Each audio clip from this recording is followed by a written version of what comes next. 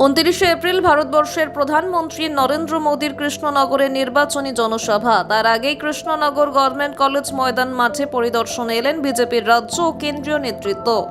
মূলত দলীয় প্রার্থীদের সমর্থনে নদিয়ার কৃষ্ণনগরে ভোট প্রচারে আসতে চলেছে প্রধানমন্ত্রী নরেন্দ্র মোদী। নির্বাচনের আগে নদিয়ার তাহেরপুরে আসার কথা থাকলেও প্রাকৃতিক দুর্যোগের কারণে তার হেলিকপ্টার নামতে পারেনি। তাই এবার নদিয়ার কৃষ্ণনগর গভর্নমেন্ট কলেজ ময়দানে বেছে নেওয়া হয়েছে নির্বাচনী স্থল হিসেবে। আজ নদিয়া উত্তর সাংগঠনিক বিজেপির জেলা সভাপতি সহ অন্যান্য নেতৃত্ব মাঠ পরিদর্শনে এলেন। যেহেতু প্রধানমন্ত্রী নির্বাচনী জনসভা, তাই গোটা মাঠ জুড়ে এই সভা করার পরিকল্পনা রয়েছে বিজেপি নেতৃত্বের। কিন্তু কৃষ্ণনগর গভর্নমেন্ট কলেজ ময়দান বেছে নেওয়ার একমাত্র কারণ নদিয়া উত্তর এবং দক্ষিণ দুই সাংগঠনিক জেলার মনোনীত বিজেপি প্রার্থী সহ কর্মী সমর্থকেরা যোগ দেবেন প্রধানমন্ত্রীর এই জনসভায়। ইতিমধ্যেই আজ থেকে শুরু হয়ে গেছে প্রধানমন্ত্রীর সভার যাবতীয় প্রস্তুতি। তবে প্রধানমন্ত্রীর জনসভা যেখানেই হচ্ছে সেখানেই উপচে পড়ছে মানুষের ভিড়।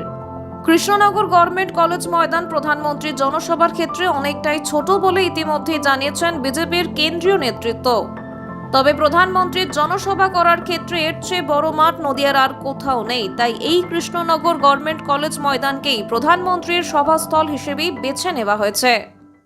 কারণ কি যে 2026 সালে যে সাধারণ নির্বাচন অনুষ্ঠিত হচ্ছে, আর সেই জন্যে মাননীয় প্রধানমন্ত্রীজি ভারতীয় জনতা পার্টির যেসব প্রার্থী এই কৃষ্ণনগর উত্তর, কৃষ্ণনগর দক্ষিণ অর্থাৎ নদিয়া উত্তর সাংগঠনিক জেলার প্রার্থীদের প্রচারের জন্য উনি আগামী 19 তারিখ উনি এই কৃষ্ণনগর গভর্নমেন্ট কলেজ মাঠে আসবেন, আর ঐতিহাসিক জনসভায় উনি বক্তব্য রাখবেন। তাই সেই যে ঐতিহাসিক জনসভাকে সফল করার জন্য আজকে আমরা মাঠ পরিদর্শনে এসেছি। আমাদের মধ্যে আছে বিহারের সাংসদ মাননীয় সঞ্জয় জয়সওয়াল এবং আরও অনেক কার্যকর্তা আছেন। অমিত মালব্যজি আর কিছুক্ষণের মধ্যেই এই মাঠ পরিদর্শনে আসবেন। তা এই মাঠ আজকে থেকে আমরা পারমিশন থেকে শুরু করে আমরা যারা কন্ট্রাক্টর আছে তাদেরকে কোথায় কি গ্রাউন্ড, কোথায় মঞ্চ করবে, কোথায় আলোর ব্যবস্থা এগুলি কোথায় করবে, কোন জায়গায় কি করলে ভালো হয়, সেসব সম্বন্ধে আজকে মাননীয় সাংসদ সঞ্জয় জয়সওয়াল যে উনি এসছেন, এটা ওনার দায়িত্বে আছেন, উনি এটা দেখতে এসছেন।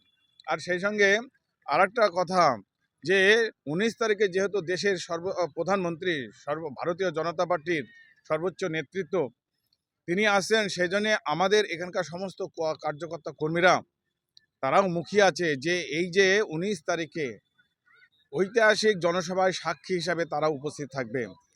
আর সেই জন্যে বুথ স্তর গ্রাউন্ডের আমাদের সমস্ত ভারতীয় জনতা পার্টির কার্যকর্তা কর্মীদের মধ্যে ইতিমধ্যে একটা বার্তা দিচ্ছে। আর প্রধানমন্ত্রী যেসব জনসভায় যাচ্ছেন সেই সব জনসভায় জনজোয়ারে পরিণত হচ্ছে। আজকে জঙ্গিপুর সভা ছিল, 1.5 লক্ষর উপরে লোক হয়েছে। আশ্চর্য ব্যাপার, সেটা আমাদের কার্যকর্তা কর্মীরাও কাছেও একটা মানে বাড়তি অনুপ্রেরণা এসছে যে এখানেও এত লোক।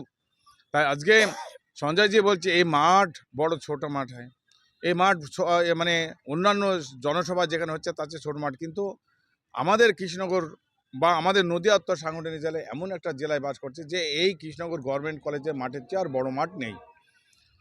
কিন্তু ইচ্ছা থাকলেও উপায় নেই, তাই আমরা এই মাঠেই আমাদের জনসভা হবে। আর আমাদের বাইরে আমরা চিন্তা ভাবনা করছি রাস্তার উপর দিয়ে, যেখানে আমরা যেটা আমরা কাটাবো, আমরা ওখানে জায়েন্ট স্ক্রিন আমরা ওখানে লাগিয়ে দেবো, যাতে মানুষ ওই রাস্তায় দাঁড়িয়ে প্রধানমন্ত্রীর ভাষণ শুনতে পায়। আর মাঠের ভিড় যত একটু কম হয় ওখানে, মানে না হলে বেশি ভিড় হয়ে গেলে মানুষের চাপে, এর আগেও আমরা দেখেছিলাম 2024 সালে প্রধানমন্ত্রী তিনার ভাষণ ছোট করে এখান থেকে চলে যেতে বাধ্য হয়েছিলেন। কেন? এত মানুষের ভিড়, চাপ, মনে হচ্ছিল যেন একদম বাঁধ ভাঙা স্রোত যেটা চলে আসছে মঞ্চের দিকে। তাই আমরা মনে করছি যে এবার বাইরের দিকেও অসংখ্য মানে বেশ কয়েকটা আমরা জায়েন্ট স্ক্রিন দেবো, যাতে মানুষ সেখানে দেখতে পায় আর আমাদের এই সভা যাতে সব দিক থেকে সফলতা পায়। আর সেই জন্যে আজকে আমরা এখানেই মাঠ পরিদর্শন, কোথায় মঞ্চ হবে, কোথায় প্রধানমন্ত্রী লাগবে, হেলিকপ্টার কোথায় হবে, কিভাবে এই মঞ্চের কাছে আসবে, সেই সম্বন্ধে আজকে বিস্তারিত